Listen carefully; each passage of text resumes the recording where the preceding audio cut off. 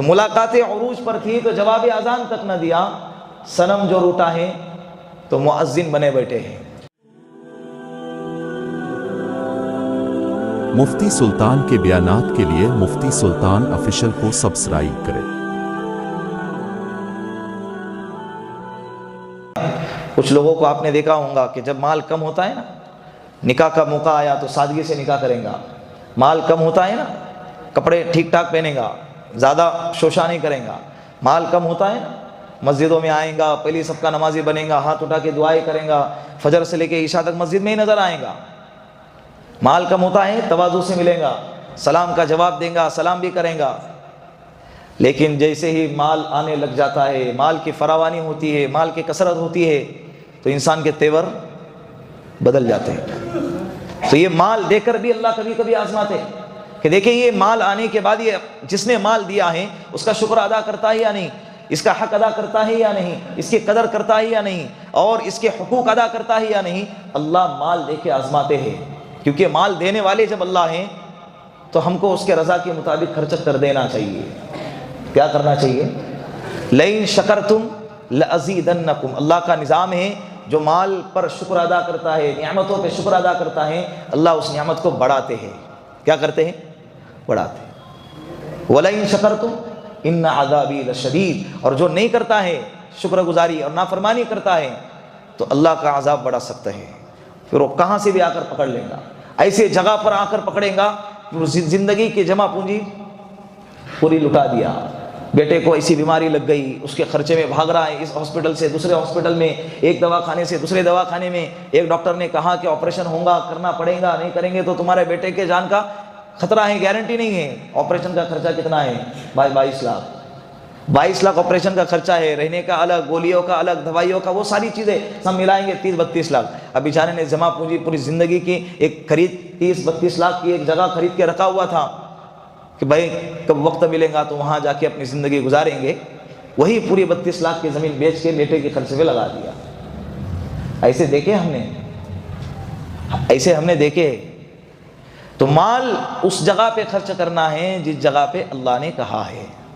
مال کا آنا برا نہیں ہے، مال کے آنے کے بعد مال کا غلط استعمال کرنا یہ برا ہے، مال کا غلط استعمال یہ برا ہے۔ انسان مال آنے کے بعد اپنے حیثیت کو نہیں بھولنا چاہیے کہ میں پہلے بھی مٹی تھا، آج بھی مٹی ہوں اور آگے بھی مٹی ہونے والا ہوں۔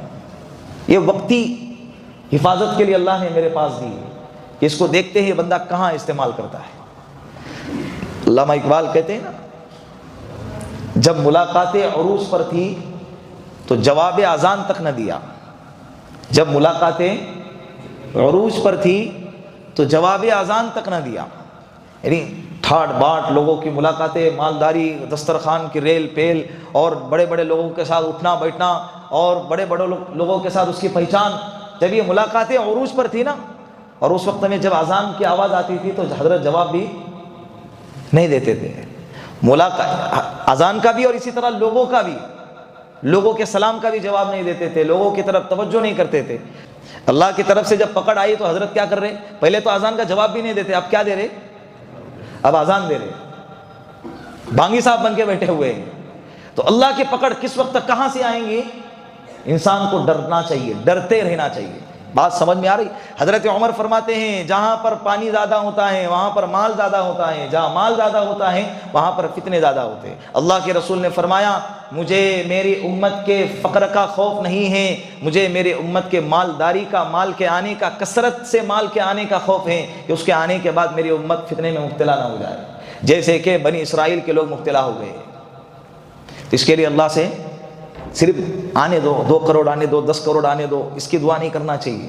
ساتھ میں اللہ سے یہ بھی کہنا چاہیے اللہ جب مال دے دے تو اس کا صحیح استعمال کرنے کی توفیق بھی عطا فرما۔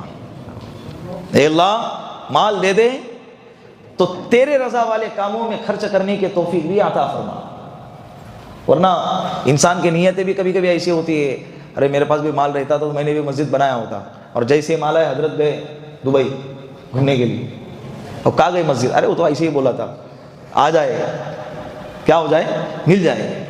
نہیں، ان اللہ یعلم ما فی الصدور، اللہ پھر دیکھ کے بھی آزماتے، کہ ایسا نہ ہو کہ اس کو نہیں دیے اور بعد میں کہے کہ اللہ تو نے نہیں دیا نا، دیتا تو میں مسجد بناتا. اللہ نے کہا دیا تھا میں نے، حجت تام ہو گئی. حجت کیا ہو گئی؟ تام ہو گئی. اب بول بھی نہیں سکتا کہ اللہ تو نے نہیں دیا، دیا تھا کیا کیا. اب وہاں پر مہر لگ گئی. یہ بہت خطرناک چیز ہے. مال اگر کم ہے، ضرورتیں پوری ہو رہی ہیں، اللہ کا اس پر شکر ادا کریں.